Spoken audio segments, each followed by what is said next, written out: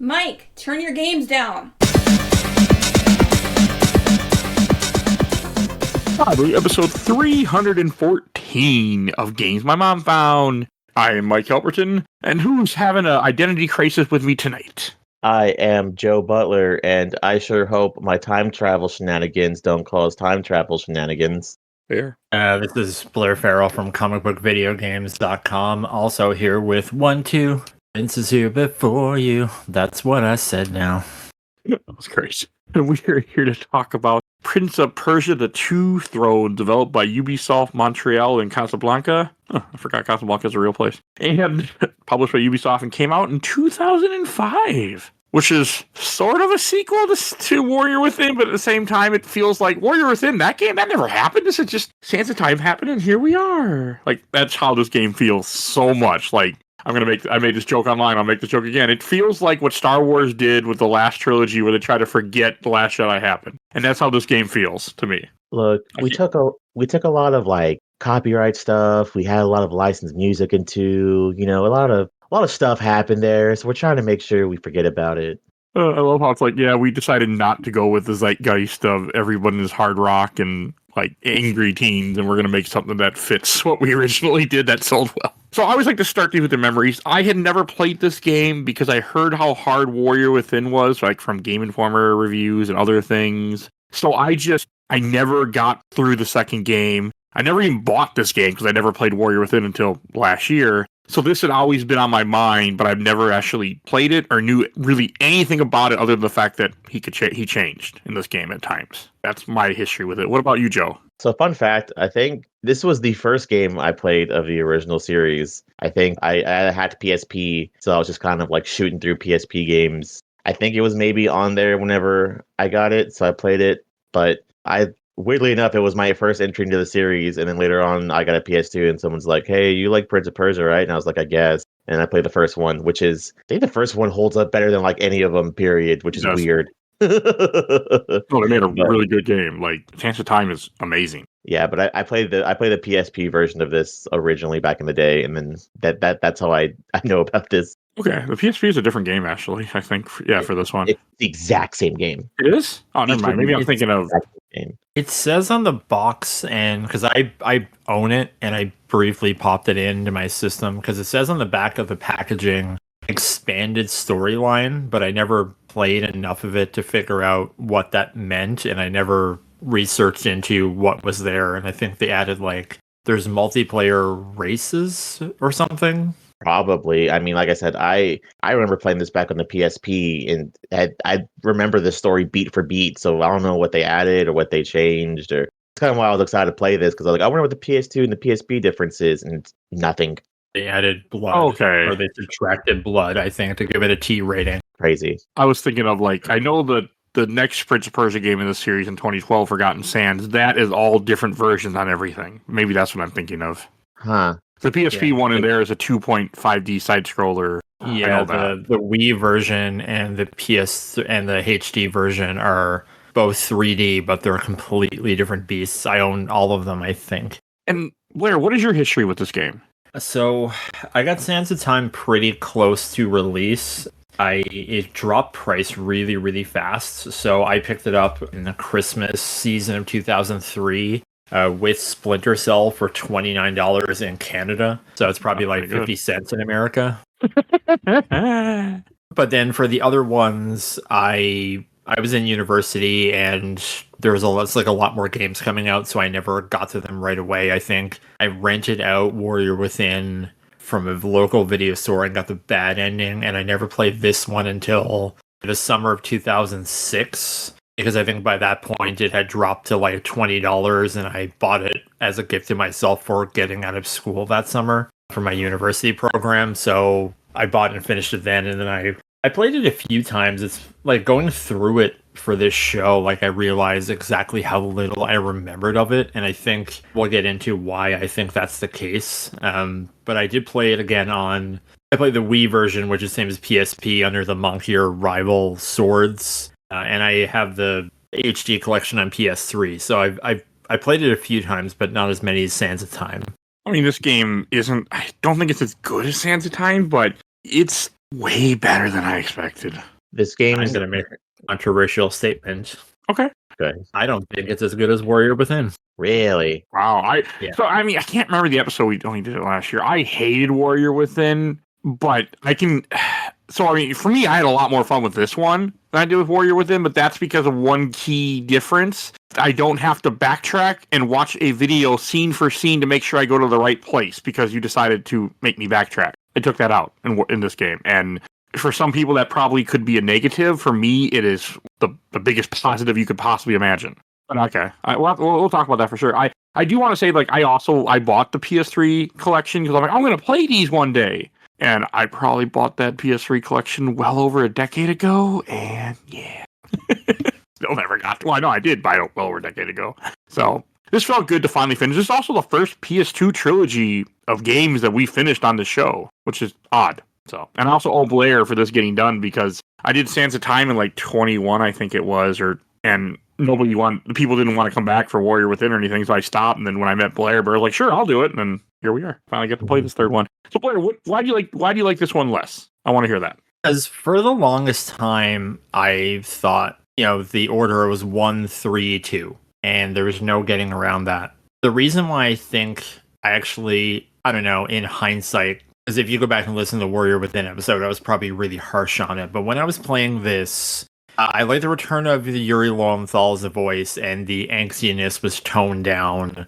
But I just felt when I was playing it that the studio had run out of gas. Like, they just didn't know how to do anything else with this formula. Like, I hated being the Dark Prince with the whole power time limit thing. And much like Warrior Within, something they didn't fix is that the combat in this is so excessive, and I hated every combat encounter. And that's why I relished the opportunity, because they have a new mechanic in this called speed kills, where you can basically just avoid fighting if you can sneak up on people, and even avoid huge, obnoxious encounters. And every time I missed one of those, I got angry because it just they say on the package, like, expanded combat, and it's just so floaty, and it sucks, and enemies take forever to kill. And I felt like I was on death all the time, and every time I saw like people come in, I was like, oh god, this again. That's why I kind of like the Dark Prince to an extent, because I would just swing my chain around and kill everyone. Yeah. Swinging the chain, swinging my chain. It makes it a lot faster with him because you can literally just hold out like I think it might have been the triangle button or circle button. I don't know. I play this on a Steam Deck, but like you can, and it just kills everything. It's really nice. I didn't have a problem with the combat. I enjoyed everything about this game, actually. It was a weirdly, like, I beat this game in 2 or 3 days, and I had a blast. I mean, I get your complaints, like, the combat is dull, like, it is boring. I mean, I also had save states, so so there is that, too, where it didn't matter what happened, because I just fixed it. But I really just hit buttons and killed people, and I had little issue with it. I read the stealth kills way better. I read Jordan Mechner's autobiography graphic novel recently, and about the creation of the original Prince of Persia, and how combat was the last thing that was added because someone, like, he had ran out of memory on like the Apple II, I believe is what he was making it for. And then he had someone who kept telling him, you have to put in sword fighting. So it was kind of the last thing. And in Sands of Time, it was something that you kind of did as a way to break up the platforming. And in this, it felt like there was still too much combat, and there wasn't really any interesting, like, traversal puzzles or set pieces, I guess, for me. Like, the only one, because when I was playing it, I was like, I don't remember any of this, because a lot of it's just forgettable, because you're just kind of going in a straight line. Yeah. So I kind of miss, like, the Warrior Within thing, where you had to, like, kind of figure out where you had to go. No, that's definitely different. I mean, for me, that's a huge, huge plus because I really hated that in Warrior Within. But I get where you're coming from. I mean, the puzzles, like, there is no, like, I can't even think of a puzzle that stood out in this game. I don't think it really even had much of puzzles. Like, but it wasn't, and it really was just platform from section to section and just kind of, it was very much follow a straight line. I personally really like that because, like, in these games, I just like the parkour. I would be happy to have Prince of Persia game with zero combat and just parkour. Yeah. Like, I don't need that. Like for Sands of Time, they would kind of like go over the room and kind of give you like the preview of what you're going to do. And it was like, how do I get from here to here? But this was pretty much just focus. But in saying that, because I had it in our chat, because there are things off the beaten path that give you health. And I wasn't playing with a guide or anything, and I miss nearly all of them. I found a few. There are little signs that tell you it's there, but yeah, it's not a game where you really go off the beaten path, so I get it too. You know what's really jarring, Mr. Blair? What is? I was hoping to say what. That's waiting for you to go what. I know. So I played this, and previously, Mike, in the previous episode, Mike made me play God of War, and it's super weird to play both these games about a dude who's just really pissed off and is just like murdering people. And it's like, man, we really did have like a genre growing up, because I think whenever I think of really goofy like shit, I think of God of War, I think of this, and I think very specifically of Jak 2 and 3. You and Jak 2. I feel like I should play that one day, but I really don't want to. Jak 2 not good. Jak 2 literally starts off with Daxter sneaking into the building and going, "Hey Jak, it's been like forever. What's going on?" And he jumps out of his fucking chair and goes, "Oh, I'm gonna kill Staggerdax." And it's like, oh, I've never heard you speak before. And it's just a complete, like, same thing as this. He's got an evil version of himself you can transform into and all this goofy shit. And it's like, man, we really love just being just complete bastards on the PS2 at one point. Uh-huh. It's that era. I'm assuming Jak 2 is probably, because this is 2005, God of War 1 is 2004, 2005, God of War 2 is 2006. So, yeah, it just fits that theme. Like, we were just angry what sold. Jak 2 is 2003. Okay, so yeah, early 2000s, just anger, a lot of anger in video games. But I am also very much a slut for, you now have an ability to make yourself be evil and turn into an evil version of yourself. Not by choice, but yes. Yeah. The game just dictates it and says, hey, you're going to be evil now for this next scene. I wonder if this game would have gotten, because I understand completely where Blair's coming from. I wonder if this game might have gotten either better reviews or something differently could have happened if they didn't force it on you every chance they get, and if it was just an option to change back and forth. I never looked into it, because something I thought I was hoping why they never did it is because for the sequel, they recast the prince. I think it was Robin Atkin Downes as the prince.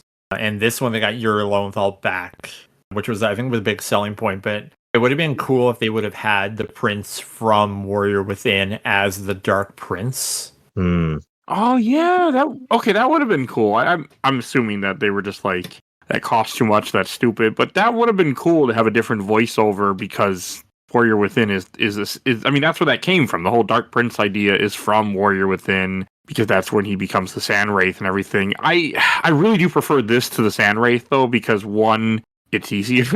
Like, you lose health, but there were very few times where I actually there was one time where I was very low on health and I was about to die and I barely made it to a pot in time. Yeah, I died all the time, and I missed the Sand Wraith, because at least with that, your Sands powers were constantly refilling, where this, you kind of don't have that, so your Sands aren't refilling, and you're constantly losing health. So I was in, like, long platforming sections, and I was just about to hit a pot, and I had, like, a sliver of health, and I would hit it and then die. And there was so many times that happened, and it made me so mad.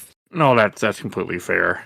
That would make me mad, too. That didn't really happen to me. I only had one point where I was, like, damn close to it, but again, I also could cheat, so I have to specify that, because that's how I play these games. The only reason why this game is even on the show is because I could save state, because I think I could have maybe done this game legit, but I didn't want to, that's for sure.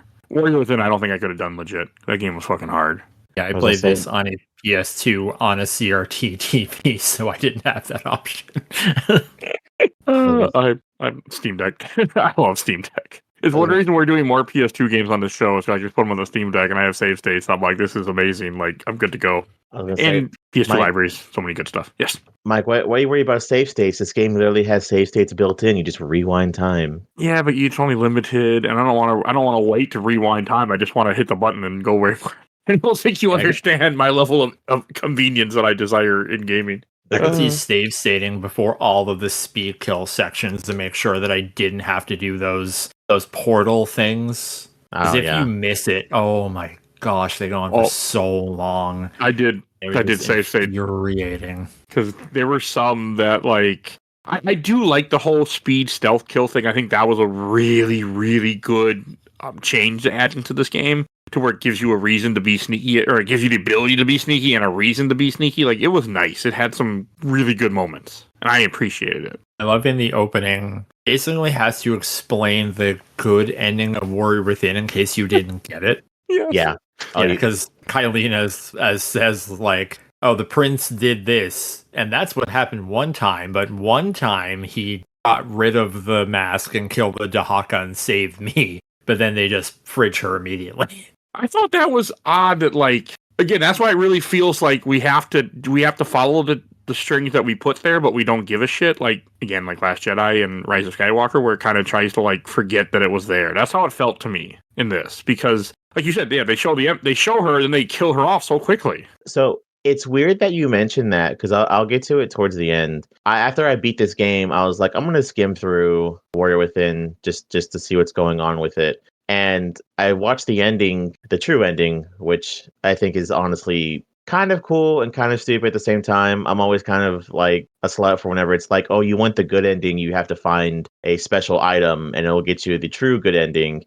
But I usually prefer that when it's like, oh, it's something you can do real easily, as opposed to, oh, did you fuck up in the beginning of the game? Well, now you're locked to the bad ending and you have to replay the whole game to get the good ending. Yeah. But I watched the ending. I don't know why the prince is bottoming in the ending, but the ending to that game still canon, because the end of that game has the crown falling off from their ship, and you see very specifically the Dark Prince in a hood, like at the end of this game, picking up the crown and saying, "Whatever's yours will be mine." And I think it's the same voice actor too. And I'm like, huh. So they did plan for this. Weird. Well, I think maybe they were a year apart, so they must have started like pre-production on this pretty soon. Yeah. But I wonder what the idea was. Was it supposed to be like the Sand Wraith Prince, maybe, or something? Like, it's weird that they very specifically knew what they were doing. Oh, you can also see what's her face tied up to Farrell or whatever. Yeah, I mean, this game had to have been in production, like, while Warrior Within was being created, too. Like,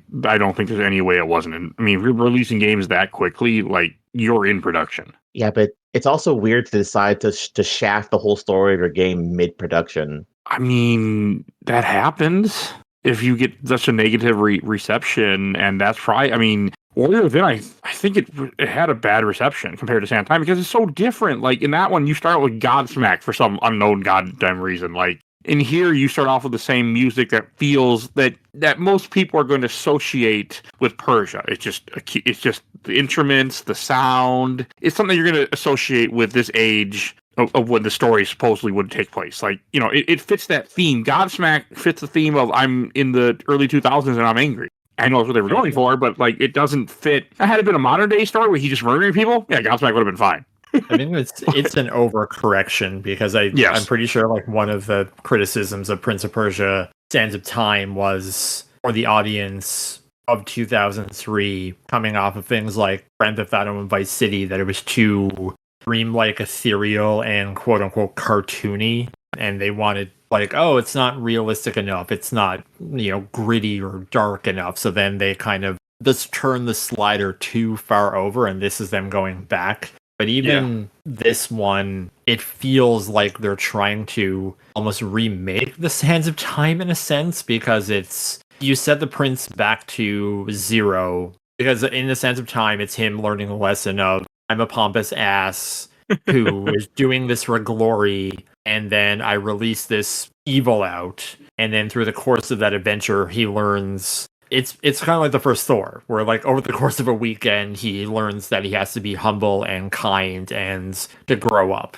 And in this, it's almost the same thing, where he gets back, thing happens, he's angry, he's reintroduced to Farrah, and Farrah's constantly reminding him, you're too set on revenge, you're too this, and by the end, he's, like, apologizing and kind of back to where he is at the start of the Sands of Time, which is kind of important, because one of the things I do love about this game is the ending and how it sets up the first game. Yeah, I mean, that's part. I mean, when you have a timey-wimey story, like, you can write yourself in holes if you're not smart. And, like, at the end of the first game, he gives up the dagger, and then it never happens, and then Warrior Within happens because he's being chased by time itself. And then in this game, he goes back. It's supposed to be after he killed the emperor, fought with the empress. Now he went back to Baghdad, where he's from. It's Baghdad, right? Yeah, well, I guess what Or no, happened... Babylon. This is Babylon. Sorry, wrong city. Yeah. And I guess something that is important about this game, I guess the theme is living with your mistakes, because the first one was, oh, I'm going to rewind this. Like, you do a big rewind that messes with the natural order. And that's what kind of triggers the Dahaka and Warrior Within. And in Warrior Within, he literally, like, screws with fate to get to what he wants, which leads into this one. And like the Dark Prince is saying things like, oh, you're going to do another grand rewind and fix it. And by the end, I did this thing. I have to live with the consequences. And that's kind of his arc for this one. It mimics a lot of Sands of Time, but at least it has that of him realizing that you have to kind of suffer. You have to live with your consequences. You can't just change things and have life never happen. Like, you made a choice. The choice is there. Like, you have to accept your choices in life. Yeah. So I guess Warrior Within was, because Kylina never died, there was no dagger, there was no Sands of Time. But I think there's something where you're in a room and you hear the Vizier talking about, oh, I know of this thing, and this was supposed to happen somehow, and there is an hourglass, so he knew how to kill Kylina. I guess he may have found the island or something. I can't remember the dialogue. I also think this game doesn't have subtitles. Yes. Yeah. That's my big complaint. Bad. Why? Was that not a thing at this time, where games did not like to have subtitles or something? Yes. Okay. I hate it. I remember the Jack games had them. Like, you can hit the square button to turn them on and off in like cutscenes. Weird. Yeah, because so much of the plot is while you're playing. And I mean, granted, I was playing on a giant tube TV where one of the sound channels probably doesn't work. But I was like, I don't know what you're saying, and I can't put on subtitles. It's really bothering me. It bothered me too. Like, I don't like when games don't have subtitles. And part of my family, okay, I'll just go, and I did play this with sound because I didn't have a choice. Because I want to hear, part of the fun of this game is hearing him talk, and it is missing because you don't. In the first game, you have the Indian princess with you, and you have the back and forth talk. I mean, she's in this game, but nowhere near as much. And that was one of the best things about the game, was the back and forth talk. I mean, you do have the back and forth with the evil prince, but it's not the same. It's like me and me talking. There's some narration too, but it's very little, and you really miss it when it's like not happening. At least that's how I felt. Yeah. Also, why the hell is the visor like whiter than white for some reason? Face paint. Because he shouldn't be. Because it's no. When you see him turn into like the scorpion thing, he's as white can be, and I'm like, you do know that Persians aren't white. Like, come on. I just noticed that I'm watching a playthrough as we're talking, a speedrun of it, and I'm just like, I remember him being pretty sickly in the Sands of Time as well. Like, yes. That's why he was seeking it out, because he was near death or something. It's funny too that you mentioned that, Mike. It's funny enough, Blair, also when we did God of War, there were no fucking subtitles. I know they fixed that in God of War, the remasters for the PS3 for when they remastered 1, 2, and 3. They had subtitles. I wonder if they had is there an HD remake of all three of these games as well? There's a compilation of it. I don't know if it's HD, but there's a compilation. Because I played Warrior Within, and I remember looking for subtitles, because I played that one on PlayStation 3 for the show last year, and I could remember not finding them, and I never broke out that copy for this version. There's one thing I will give to the PSP game, because it's playable, to be kind, but not really. But it was nice with the brief time I had it, to put in headphones. So that helped a lot. Yeah, why didn't you play the PS3 version this time? For the reason being, the way my setup is, my capture card and everything is hooked up to the TV, and it's just a lot of futzing about with cables, and I get that. Okay. We're going to be doing another PS2 game, so I was like, I might as well just leave my PS2 out. Oh, that's fair. Hey, you didn't want to record... I guess this game's not a comic book video game, so I was going to say... I know, like, Richard, any game I put on the show, he's like, okay, well, I guess I'm going to cover this on the YouTube channel I do. So that's what he does. Like, you can't stream from a PlayStation 3. Oh. Because there's some weird coding. Because with PlayStation 4 and 5, you have to turn something off. I can't remember what it is. Someone in the comments, and much intelligent than me, will figure it out. It has to do with streaming apps and stuff. So if you turn it off, that's the only way you can stream on PS4 and 5. PS3, you don't have that option, because I tried. So that's why I would have streamed this, but I couldn't. Because you have to get a certain type of capture card, I think was discontinued. And they're very expensive. Yeah, no, at one point before the podcast became a thing, I had wanted to start streaming video games. I wanted to become some kind of content creator for a while. My original goal was to make like videos like Game Informer did at the time called Replay, where you would just kind of play a video game and then talk shit about it like that and just make fun of people. Like that was my original plan for what is now this podcast.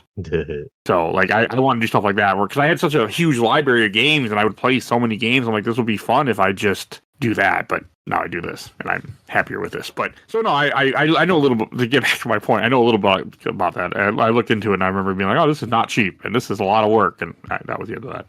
I forgot, I'm watching the speedrun, that Farrell's in a cage and you release her when you do your first chariot part, and that's how they introduce her into this game. It lacked by not having her. She's one of the reasons why Sands of Time, in my opinion, is also so good, because of all that back and forth bantering I was mentioning that we were talking about earlier. Like, it brings something to the game that this one doesn't have as much.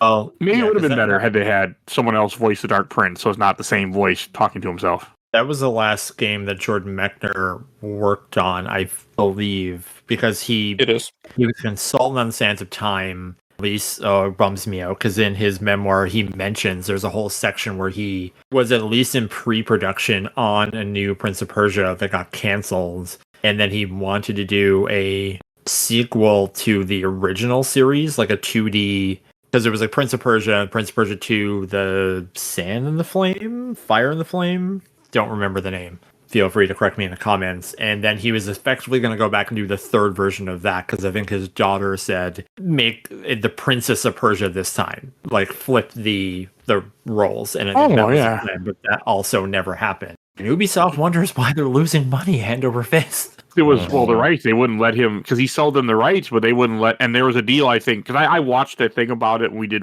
at some point. And if I remember correctly, like they had a handshake deal that, he can kind of do what he wanted eventually. And then that deal went out the window because, people were like, well, fuck you, money. Like, yeah, he sold the rights, but he basically pitched them a new Prince of Persia in like the PS4 era that got pretty far into meetings, but then it got canceled. Ubisoft is kind of dumb. Yeah, he pitched them a new one, and then it got pretty deep into pre-production, and then it got canceled, and then he mentioned how, like, in the last generation, there's a lot of 2D revivals, so he was like, how about we do 3 instead? Like, we'll do the true Prince of Persia 3. But they never did that, and then they did why do I forget always the name? The Lost Crown. Lost Crown. No, I really want to play that game. I think you'll enjoy it. It's again, my problem with that game is that it's too combat heavy. Is it RPG mechanics, like you gain experience when you kill things, or is it more Metroid? It's Metroid. It's you get power-ups and you do level up and stuff, but it's a lot of that Metroid Dread, Dark Souls. You have the perfect parry every enemy, and if you don't learn this, then you ain't gonna get through the game. And the map is really big. I do like Metroidvanias, but I'm a much more into the Castlevania type aspect of it. I've found out, and I really don't like Metroidvanias that have to deal with Christmas. I found that out too. So. Twice. It is good. People swear by it, but it's just not my steez, because I can't stand the Dark Soulsification of every combat system in video games. Like, bring back the free flow Arkham combat for me. Like, just make combat something you do to break up everything else, because I hate the focus on combat above everything else. But that's it just doesn't work for this franchise. Like, this is a platforming franchise, and that's fine. You can, but that's sad that we didn't get another 2D Prince of Persia, especially during that time. But they did not like this brand, because after this game comes out, 2005, they don't come back till 2008, and then after that fails, they only come back because of a movie. Well, I guess the story goes that they did want to do a new Prince of Persia, but then that was like Prince and Persia : Assassins or something, and then it became Assassin's Creed, which kind of became their open world platforming thing. So I guess they didn't know what to do with this. I don't think it could have worked, but I get it. They don't want to have two of the same type of game. 08 didn't sell very well. No, it didn't. I love 08, but no, it did not sell well. I did too, and It's the Nolan North one. Yes. The one where he's not the prince. Yeah. Yes. Yeah, with the donkey. He's looking for the donkey, and Farrell's name is a donkey, I think, or something. Yeah. I like that game a lot, but no, that game. We might do it in 2025. I don't know yet.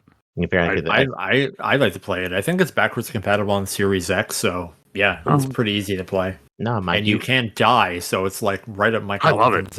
It is. I remember playing it back in 2008 or 2009, 2009 probably. I'm like, this is great. And other people be like, this game is dumb. And the guy that called the game dumb also turned out to be an alcoholic and a piece of shit in a lot of ways. So I'm like, yeah, that makes sense. So it's Ubisoft's problem where they keep trying to go back to the sands of time because it was like this game that we're talking about is very much that. And then, they did 08, which was, they bring back the partner again and they make them more important, but it didn't connect in a way they wanted it to. And then the next game is, it's the Sands of Time interquel, and we're going back to that. And it's Yuri Lowenthal's back, and the same design is back. And I like that game.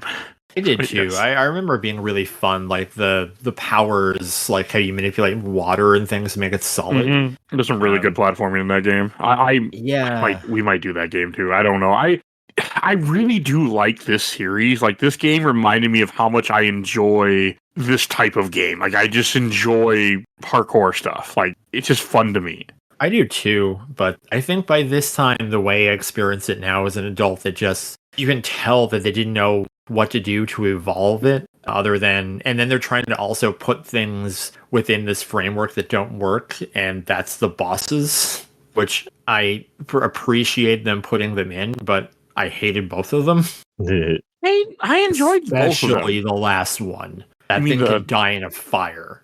Wait, there's the big giant guy that you have to like platform to get on his back, and then the other one is there's a lady that teleports. It's a freeze time to hit her. Oh yeah, I guess that's. And there's the visor in the end. I think that's it. Yeah. No, you fight two guys at once. Like two bosses. Yeah, you have to like hack at their ankles, you have to like get them to like stab their sword into the ground or something. Yeah, you get them to stab. The one has a sword and one has an axe. You get them to stab it in the ground, and then you perform a finisher on them. Yeah, and I know this was on Wii, and I remember the speed kills and everything. I'm pretty sure linked to motion controls, which I remember being a nightmare, especially during the Vizier fight, where like if you screw up the QTE, then it's like you're gonna lose a bunch of health and go back to start and get beamed in the head by a rock that you can't see because the camera angle sucks. Save states are wonderful for that. The Cyclops fight, or not Cyclops, but the giant fight was cool. Like, I was surprised. Like, okay, like this is fun. It took me I had to watch a video to understand what to do, but I liked it because I approached it like a normal video game. I started hitting his feet, and it's not what you're supposed to do. You have to do platforming. One of the there's two platforming things in the game that caught me off guard. I had to look up a video because I didn't understand what to do. One, how you shove your dagger into the wood panels and then he like slides down them to hit a switch. And the other one where he shoves his dagger into the circle thing on the wall and use that to kind of hold yourself and run around. Like, those two took me a second to understand what they were. Both times they introduced them. Yeah, I know there's a lot of discussion about, I don't know why, because I don't care about the whole yellow paint thing in video games, about how to communicate what's interactable and not. And I think this is a game that's a great example because you can kind of see the ledges. They're defined what you can grab onto. And then if you have to run on something, you can almost see like the striation of people having done that before. I think there was only like a few instances where I stumbled and I didn't have any idea what to do. But then it was just me being very dumb and just being like, oh, I just have to swing on this or something. I think that's fair. I mean, I liked it, but yeah, I get where you're coming from. It just, I mean, a lot of these games just feel like iterations of each other because they change. They don't make a lot of changes. And I mean, I get why the franchise died because you can't keep doing this. But I mean, I could play a game like this for $10 every couple of years easily. But then again, that's the issue. I paid $10. I paid $2 for this, I'm pretty sure, on a Steam sale at some random point in my life, which is not what Ubisoft wants to hear. Hey, every dollar counts, I guess, as long as you're not stealing it. I mean, I do try to follow that rule. Like, even though I played this on an emulator, if I can buy it on Steam, I will buy it just to buy it. So I feel like, okay, you got my money. I paid for it. Now I'm going to play it the way I want to play it. But at least I officially paid for it. Like, that's always my rule, my rule of thumb. Now, if you won't sell it to me, then I don't give a shit. But I'm not going to go hunt on eBay. Like anybody who's like, oh man, if you want to play Haunting Ground or Rule Roads, you got to go on eBay and spend the $500 for some asshole that's been holding on to it in his closet. Like, no, thank you. I will emulate that unless they plan to re-release it for me in some shape or form.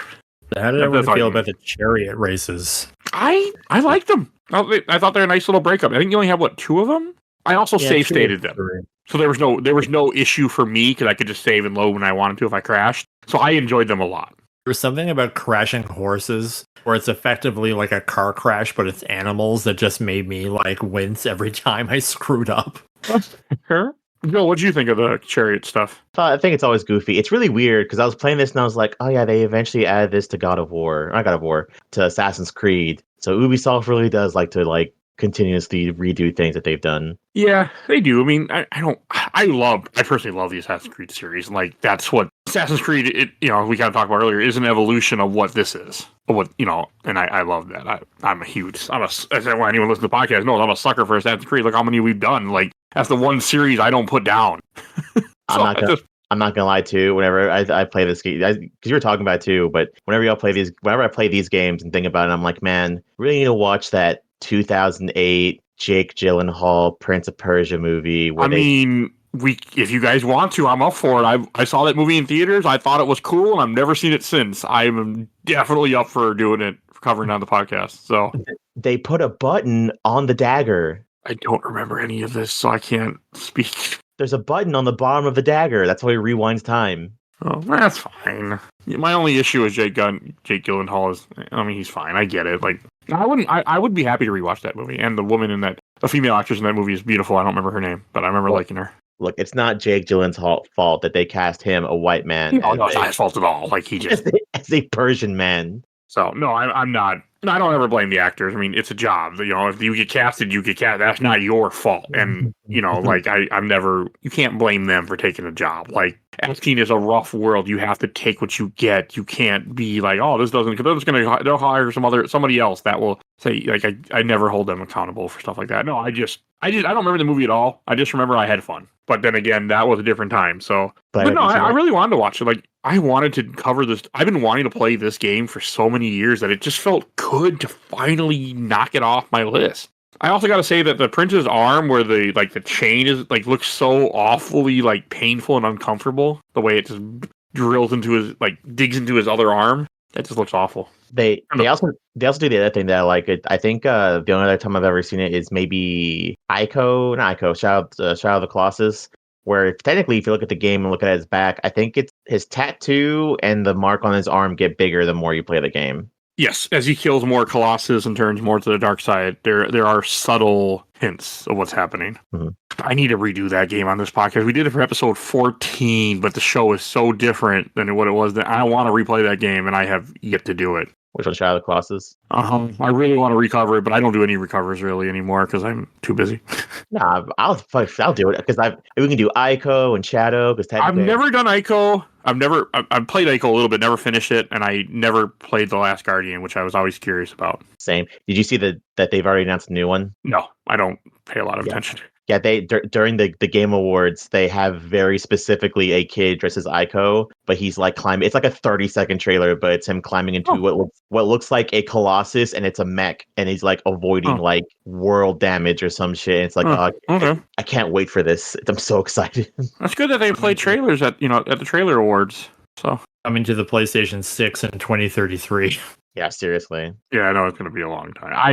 I don't even play new games at all. I try to. It's just too hard. I don't want to. Some wiggle room if you want to do the Shadow of the Colossus remake. I did the remake actually on the show. Yeah, I played that version. I didn't play the PS2 version, but no, it's going to happen anyway. I can do a recover. I just have to be able to beat 2 games in a week, which I've been doing anyway. But we'll see. Once I say I'm going to do something, it doesn't go away. I don't just take that idea and throw it in the trash. It might take me 4 or 5 years, but I will do said idea. It doesn't leave me. It goes in a piece of paper or goes in a notepad on my phone and it stays there. And I remember oh yeah, you said you were going to do this, Mike. This was always a commitment when we did the first Hands of Time, but then it just took me a while to find people who wanted to do it. 2 games at the same time, man. I can play 2-3 games in a week and edit. It just takes a lot of time management and things to go right my way in other ways. And games to be short, but I can pull it off. I beat 71 games last year, 2024. So I can pull it off. Are we still getting that? What is it called? Are we still getting that fucking Prince of Persia remake as well? Or was that indefinitely canceled? Stands of Time. I think they rebooted it. It's not officially canceled, but I don't think it's ever coming. That's weird. I think it will, because I think we've seen enough remakes be successful, like Resident Evil, and I guess Dead Space must have done well. Not enough to greenlight not Dead well Space enough 2. Because I think it got. Did it already get shot down? Or are we still getting a Dead Space 2 remake? We're not getting a Dead Space 2 remake. Okay, it got shot down already. They're all hands on deck for Iron Man. I hope that does good. Is that a VR game or a regular game? No, that's a regular game. I know it will be good because one of the people on the staff read my book. That's awesome. I hope it's good. I want more good Marvel games, even though I haven't played multiple ones that are out that I should play, but I'm always happy to have more good Marvel stuff. We're an embarrassment of riches of Marvel games. It's like some of the best ones that ever came out, minus Avengers. Yeah, I played Avengers. Move 3, Midnight Suns, Guardians of the Galaxy, all the Spider-Mans, Iron Man VR. And I can't play VR, but Capcom remake. No, I know. I need to play them. Like I need to do Midnight Suns on the podcast this year because I really do want to play that. And as much as I hate to admit it, I saw those Wolverine leaks, and I have never been more excited for a Wolverine game than I am currently. Oh, speaking of leaks, it was a fake image, but somebody posted an image of like, oh, look, Activision made a deal with Microsoft and all these Spider-Man games. Too. Yeah, and I'm like, and people are like, oh my god, that's great. I'm like, this is completely fake, right? Like, come on. That wasn't real. God damn it. I was so excited for that. I was like, I might buy an Xbox now. If you see something like that and you don't see a news article attached to it, and if your social media isn't exploding with they finally did it, it's not real. It's very hard to pull the wool over the eyes of people nowadays. God damn it. You think so? The comments were they were believing it. I'm like, for a second, I'm like, what? And I'm like, wait a second. This doesn't seem like nobody else is saying it. Like, this is fake. So, if they would have just had ones that came out last gen, like Mua 1 and 2, and then Edge of Time and Shattered Dimensions as like, we're going to start with these because there was talks of at least doing Shattered Dimensions for when Spider-Verse came out. They wanted to do the same thing they did with that as Marvel Ultimate Alliance, but then they got shot down. If they would have did that, I would have possibly believed it, but the fact that they had all of them, like even the Wolverine game, I was like, there's no way you're going to license the likeness of Hugh Jackman again to put it on Game Pass. No. Like, there's no way. I really do want to play that game again, but I have it. I just don't want to emulate it, but I don't want to. Someday. Yeah, but yeah, you are right. There's no way it's happening. And anybody, I get it. People are like, hey, it's good. Like, no, it's not going to happen, guys. Like, there are rumblings that something is happening. Like, they might get, like, say, at the very least, the few Spider-Man games, but you'll know. Like, there's too many. It'll be announced somewhere big. It won't be in a random Facebook post from a page that isn't a page you ever heard of before. Like, it'll be like, official sources. Yeah, you'll see it on like your social media, and then like I will be talking about it, and I'll have an article. Yeah. Another thing I do want to talk about with this game is this game is short. It's like a 6-hour game, and I bet that was an issue back when it came out, but for me now, like, this is perfect. I love 6-hour games. I agree. Like, I beat this game fast, and it was great. Point of the Sand credits. You bought art in the special features menu. Really? Oh. Yeah. Well, okay, I got a bunch of Sand credits, and I'm like, can I buy upgrades? And I'm looking, and I'm like, there's no upgrades. Like, what are these? And I didn't bother to Google if I didn't give a shit enough. But, wow, that's cool. If you're that person, that's cool. But I've never been that person. Yeah, I went into the menu, and it seemed like all the art was just bought. Maybe earlier Blair bought it in the past. Or maybe you went back in time, Blair, you bought it, and then you reverse yourself so you don't remember it happening. I didn't have a save file on my PS2. I was curious to see if I did have one on my memory card, but I must have erased it. I do like timey-wimey stuff. And to go back to one of your earlier points, it wasn't over. This game does feel like an overcorrection. Even though I really enjoyed it, it is definitely an overcorrection. What is the ending of this game? He kills the Visor. I guess he puts the sands back together, and then... I'll let Joe go. So I have a weird question. What the fuck is the Vizier supposed to be? Because I think it's funny that I was joining on this for y'all, and I saw him transform, and I went, "Is that just the goddamn Nosferatu from Code Veronica?" This is what he looks like he's turning into, and then it turns out he's like a big bird creature. That was more like a butterfly. That's what I always thought he was. It's like a praying mantis. I don't fucking know. I like butterfly better. It's not a praying mantis. It's I don't even know. It's just a weird fucking thing. Like, and you rip off his wings. That part's pretty cool though. It was cool. Just weird. This is also the day and age I still talk about in God of War, where I love quick time events. I hope they never go away. People always bitch about them from like going into the 360 era, but I've always loved quick time events. Just mix them up a little bit. This one, you hit the same button every time, but They also don't tell you to hit a button. The screen just goes like gold, and you have to hit the button that you know you have to hit. I really like them in this game. I think they are great in this game. And I kind of spoke about at the end, because at the end the Vizier becomes this weird butterfly monster, and I guess the second to last boss fight, because I guess there is like a victory lap where you kind of confront yourself in the Dark Prince, because he's flying around an arena, and then you have to dodge stuff. And then my problem with that boss fight is like they pull the camera control away from you, and there's a bunch of swirling debris that's very hard to see because some of it's off camera, and you basically have to line up. Like, he'll fly towards a column, and you have to run up behind him and then jump off and do like this quick time event. And it's not like God of War where there's like a giant square on the screen. It's like you mentioned, where it's just there's a flash, and if you don't miss it, you like thrown to the ground, and then a rock will just come off screen, just beat you in the brain. And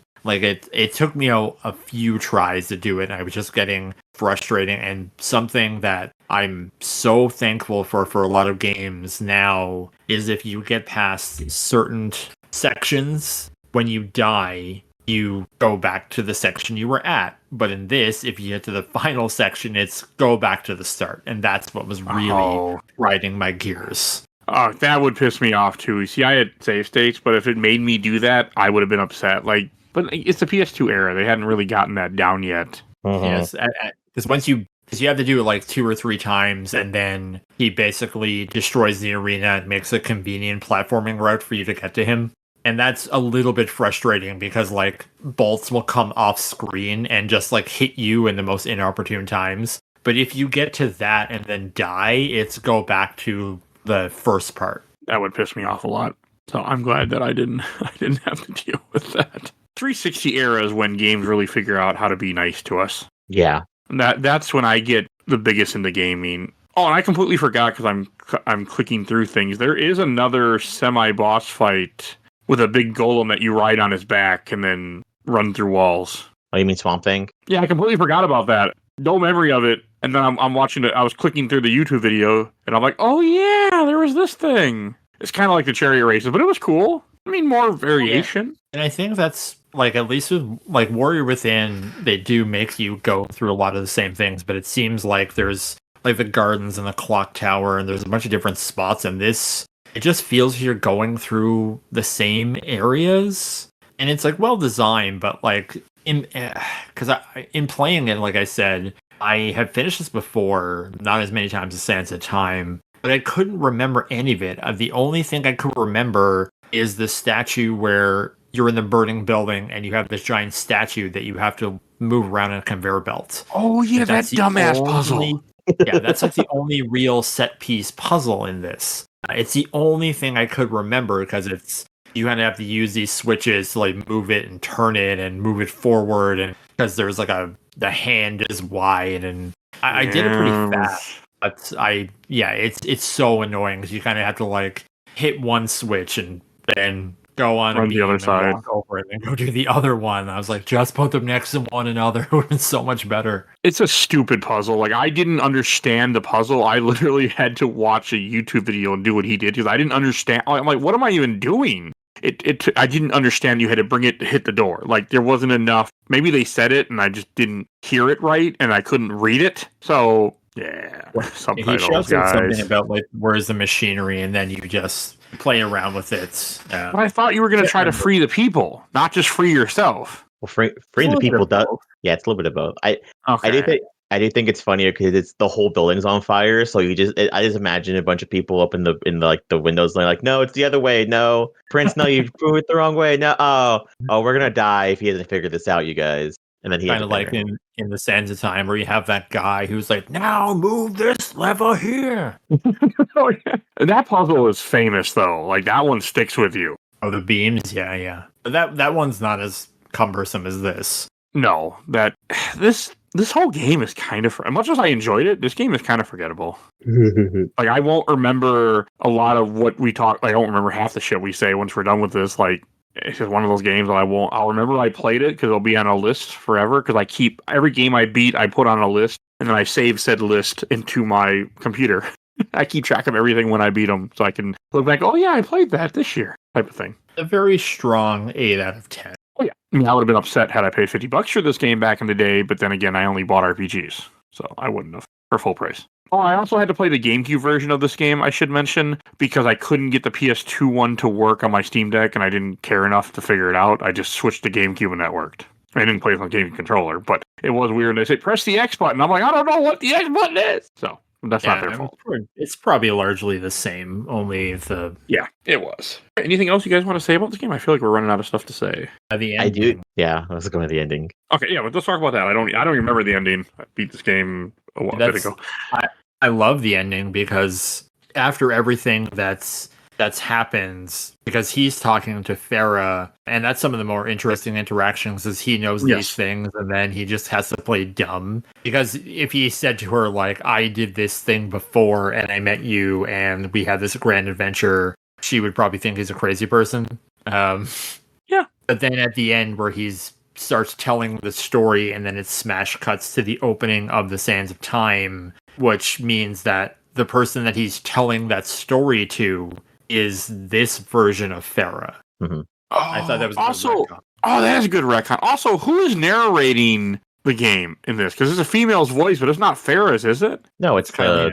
But Kylene dead. Yeah, she's just ethereal now. Yeah, whenever she died, well, she shows up at the end. Whenever you beat the Vizier and change everything back to normal, she's like, I may not exist in this universe, but I'll find one where I do exist. And then she like disintegrates the dagger, and she's like, you have fun with whatever you're doing, and then she like fades away. Okay. Because I think officially, which might not make sense, because I know there's one more. Well, then again, I think this is the last game in the franchise in general. I think it implies that the Sands of Time no longer exist in his universe. Yeah, so the series has like a 1, 2, and 3, but really every one is the start of the other one because it's a loop. Because the Forgotten Sands was just a weird interquel between, I think it's Warrior Within and the Sands of Time.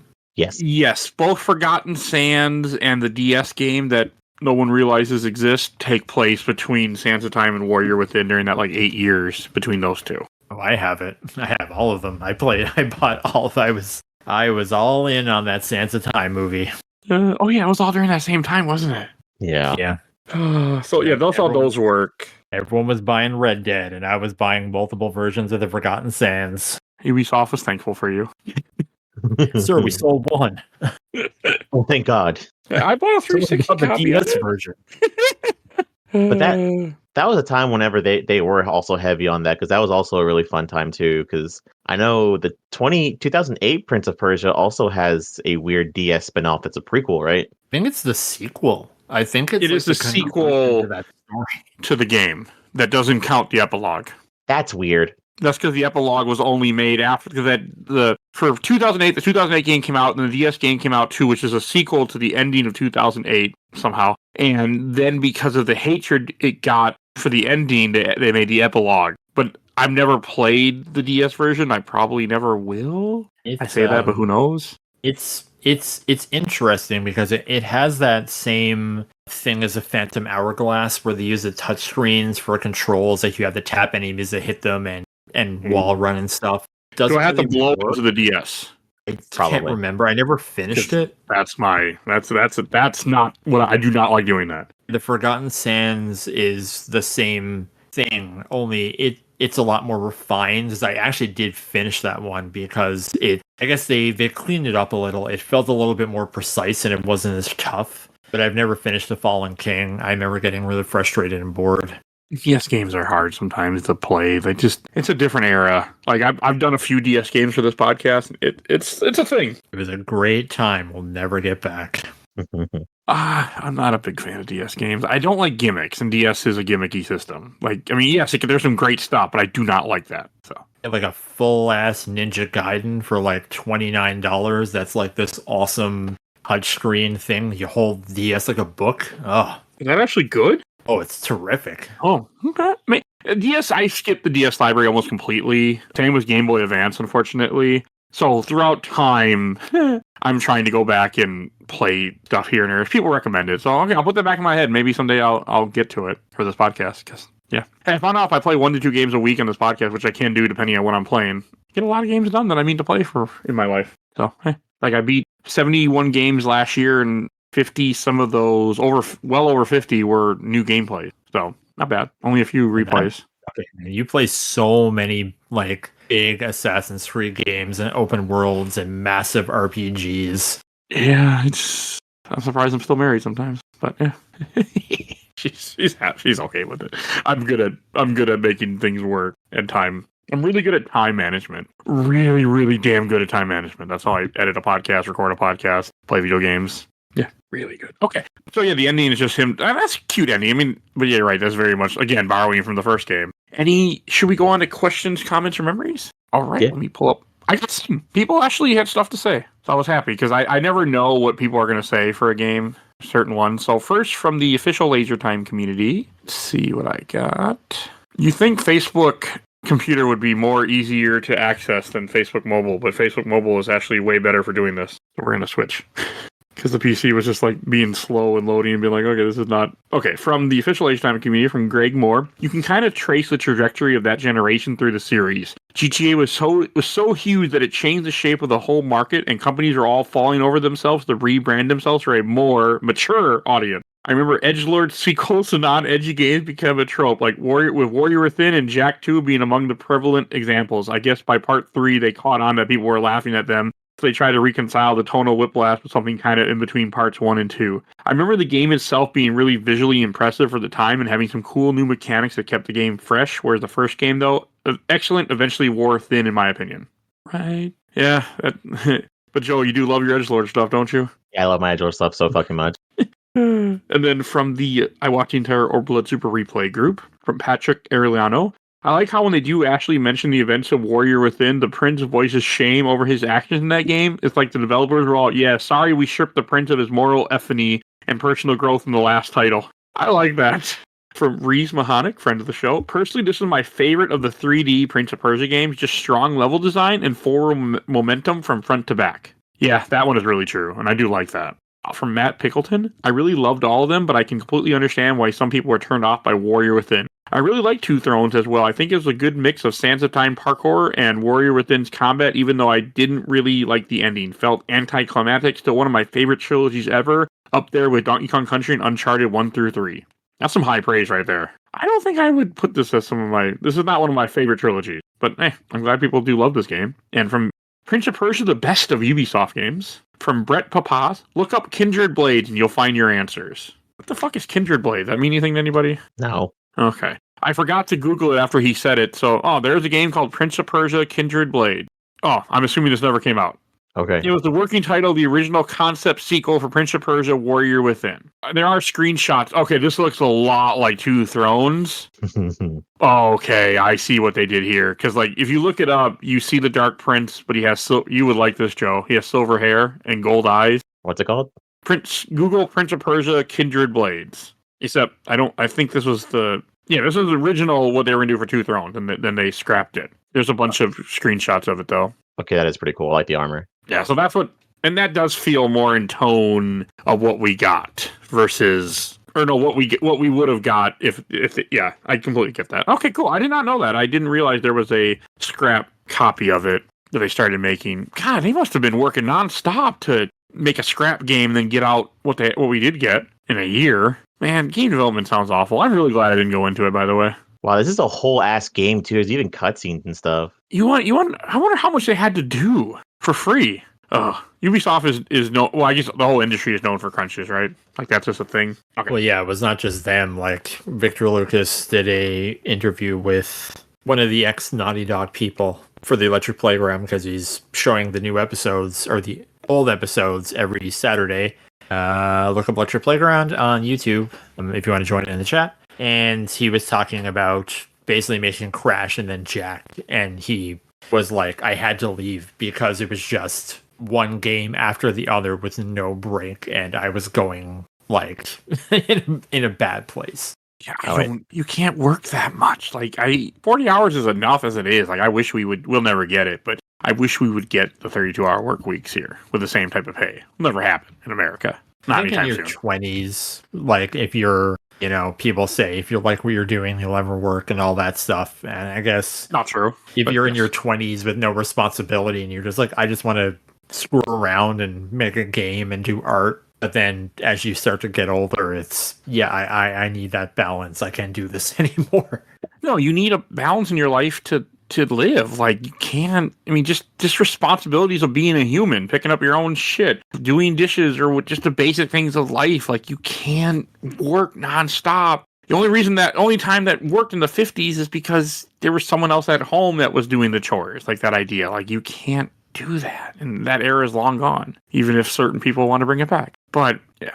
No, I mean, I don't do overtime in my job very seldom. I mean, they'll let me, but I really don't like to ask for it because it messes me up. If I work an extra, even like 4 hours, it screws me up the whole week. Like I need my 2 days off to do whatever. Right, and it's not even podcast stuff. I mean, most of my days off are the chores I have to do. Like one day is usually wife day after I record, and then the other day is usually go see my son and do chores and do errands I need to do. Like it's not. Yeah, I don't know how people can work 6-7 days a week. Even 6 days a week is too fucking much. It fucks with you. So, all right.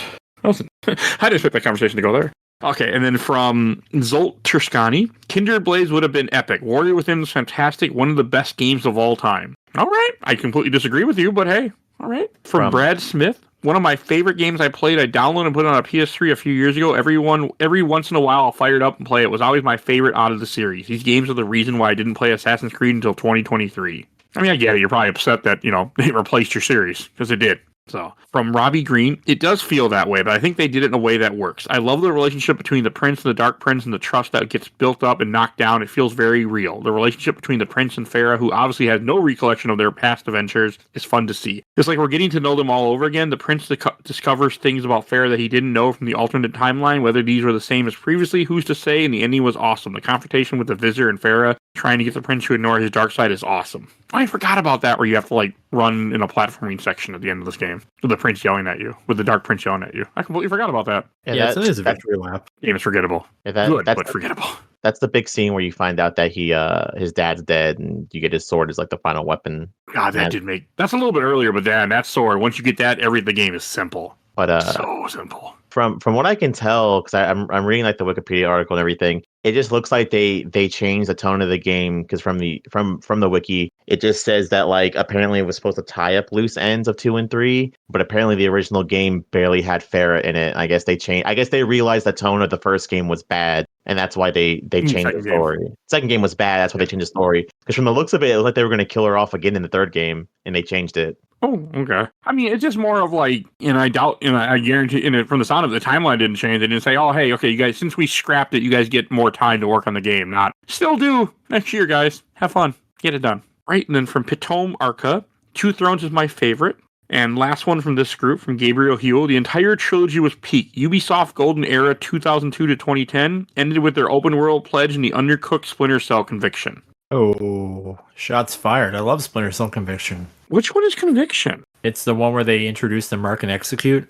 I think it's the only Splinter Cell I ever played in my life. It was a trilogy. It was a trilogy, and then they did Double Agents, and then that was kind of a good game, but more of the same. And then they did that one, and I guess a lot of hardcore Splinter Cell fans didn't like it because it was too easy. But for me, who always found Splinter Cell too hard, it was Chef's Kiss. Even though I've ever really played it the one time, but I really liked it. I don't know if I remember it vaguely, and I might have beat it. I need to someday, another one of my random goals is to play those original 3 Splinter Cell games with a guide and save states, obviously, but I want to play them. Blair, are we gonna convince Mike to do that stupid fucking Ubisoft TV show? No, Oh, the Captain Laserhawk, where it's a Suicide Squad of Ubisoft characters. Yeah. That was a good I show. don't- I like that. Yeah, it's a good show, Mike. I never even heard of this. It was a It came big out thing. last year. Yeah, it has like tons of Easter eggs. Like they made like Rayman's like a TV host, and he's like slowly going crazy because he's like an alien. Oh, And- okay. Okay, never mind. Maybe. I do Yeah. not pay. You got to remember, I don't pay attention to things that come out. Rayman's Go like ahead, bro. coked up on drugs and hookers. Like, it's- All right, you got my attention. All right, maybe we'll see. Sam Fisher's in the game as like a retired hitman, and he comes back and he doesn't have legs and he's still whooping ass. It's like the best scene in the whole show. And I had 6 episodes, 1 season. Okay, yeah, you got my attention, and it's probably not coming back for another season. I'm assuming because it's no, it ends. Oh no, that's right. It ends on a cliffhanger, but I think it'd be fine 1 season. But I think it did well enough where we might get a second one. But Ubisoft is never. It's constant. Ubisoft. We're not Yeah. getting another one. They're not constant on anything. I say that because I'm still waiting for this goddamn Japanese Assassin's Creed game. Hopefully that comes out before they go out of business. So, Or sued. yes. Okay, and then last one from the Prince of Persia group from Roll Singer. The point is the prince literally undid the creation of the sands at the canon ending to Warrior Within. Therefore, Sands of Time never happened. Why the vizier was alive, why Farrell didn't recognize the prince despite the fact he showed up at her room to return the dagger, and why Babylon was in shambles when the prince returned from the island of time. Yes, I do that. All right. From Jeremy Hassel, awesome game. From Yasin Rohan, but Warrior Within is a masterpiece. This game's story connect with Forgotten Sands. All right, from Kasim Olhak. The reason it feels a bit like a return to Sands of Time is because Warrior Within was critically unpopular. Critics at the time felt that Warrior Within strayed a bit too far from the classic fantasy adventure and may have been trying a bit too hard to be something different, so they course-corrected a bit. A bit is a word there. That being said, a lot of the animations for Prince of Persia Warrior Within are still reused in Two Thrones, and the Dark Prince even taunts the prince to go back to the Island of Time to fix everything again. Yeah. From Gustavo Garrido, I think could be the best, but I have several mistakes. All right. Also, to be fair, I don't think that group English is the language that. When I have a few different worldwide groups that I join in that I get a lot of stuff from. All right. Before we go to a shelf stacker box, I do want to give away a code. Let me see what's the next code on my list to get rid of. All right, here's a good game. So if you're listening to this episode, you get to play a very good game. And I'm not being sarcastic. Here's your Steam code for Gotham Knights. And your Steam code is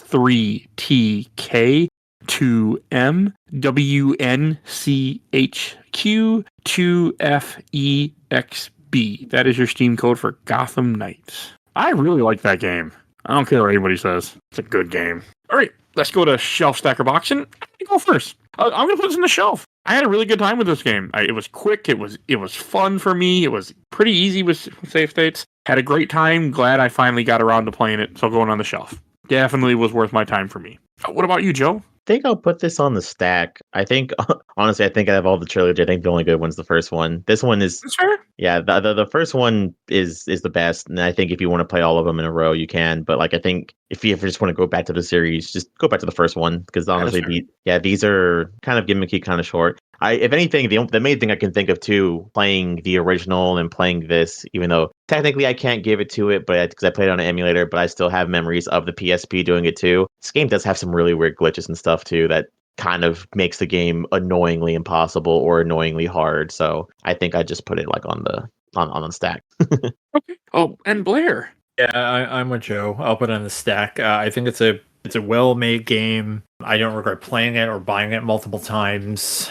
It's technically good. The mechanics are great. The story is interesting. It's just going through the motions a little bit, and I don't like the excessive combat. I didn't care for many of the bosses, and it's just kind of one ear and out the other. It's kind of forgettable. So that's why I don't revisit it very often. So I think it's fine putting it in the stack. Like I might go through a trilogy, run through every couple of years or a decade or something. But yeah, it's fine. No, that's the fairest statement for this game. So I just really enjoyed it, but no, you guys are all very accurate in your statements and opinions. All right, and we should talk about what you're going to hear about next week. Next week for the 6-year anniversary of this podcast, which is at the time that you're hearing this. When did the show start? Very close, but I'm counting the other episodes as our 6-year anniversary because the anniversary hadn't happened yet. In the time we're recording this, so we are doing Star Wars: Knights of the Old Republic 2. We are finally covering that game that I said I would do years ago. So, so stay tuned for that for next week. And also, shows that will be our 6-year anniversary. For the 6-year anniversary, I think is the show started on the 14th. So this comes out on the 12th. So it was too close for me to be like, I'd rather have the anniversary happen. So yeah, stay tuned for that. And Blair, where we'll find you at?